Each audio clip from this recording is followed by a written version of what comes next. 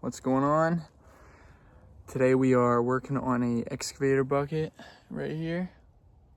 We are cutting all the wear plates off and we're gonna put some brand spanking new AR 400 ones on. A lot of people I noticed they use gouging rods to do this process, but I like to use good old oxyacetylene torches, and I'm going to try and show you how I do it. So as you can see, you know, this process is not clean, but what I like to do is I use a pretty big torch tip. I think you can see the size right there. And what I like to do is angle the torch just like this. And I usually start on wherever I can pry this up, and there's a gap underneath the plate. And you hold it like this, and you just wash it out until you can see black plate, which is the bucket itself behind it. Literally just wash, heat it up real quick, wash, and then keep moving down. And I think I'm gonna try it on this one because I don't really have the bottom of the plate. Like, it all looks cut, but it's not, it's still sealed. I'm going to try to just pry it off. I think if I just pry off, get one whole side open and just pry it down, I think the whole plate will come off, so we'll see. All right, give her a doozy. Maybe I can get a pretty decent video on camera.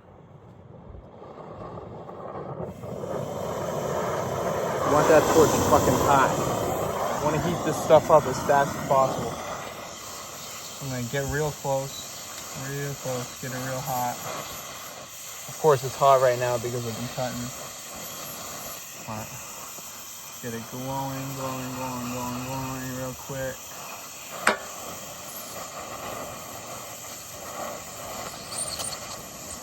Like I said, angle the torch. So the torch has a decent angle on it, so you're not pushing the flame into the bucket, you're just kind of guiding it across the bucket.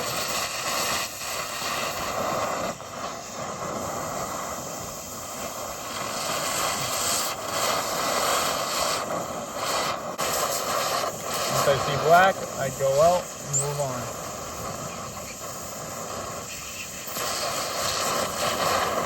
I see black, move on.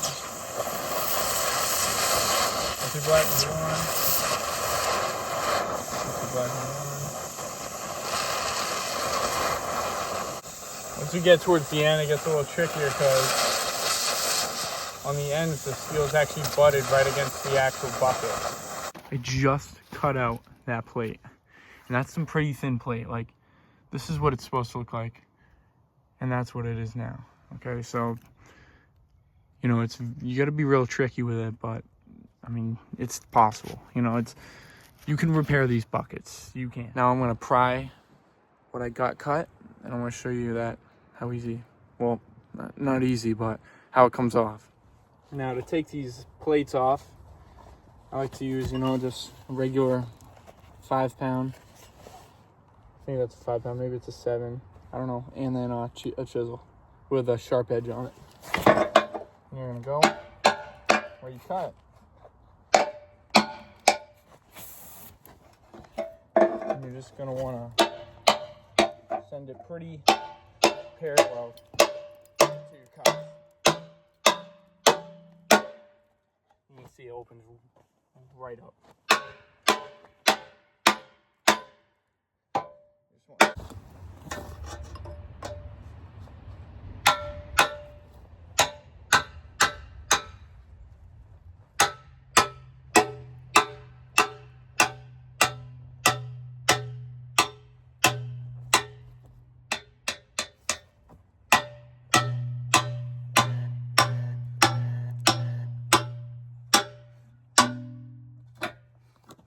I was hoping was gonna happen.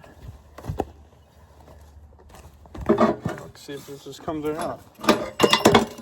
Boom. There you have it. Wear plates off. No damage to the actual bucket itself. All you gotta do is clean this up good. It's gonna take you a bit, but I promise it's worth it. Clean it up as good as you can. so you can fit your new bar in there.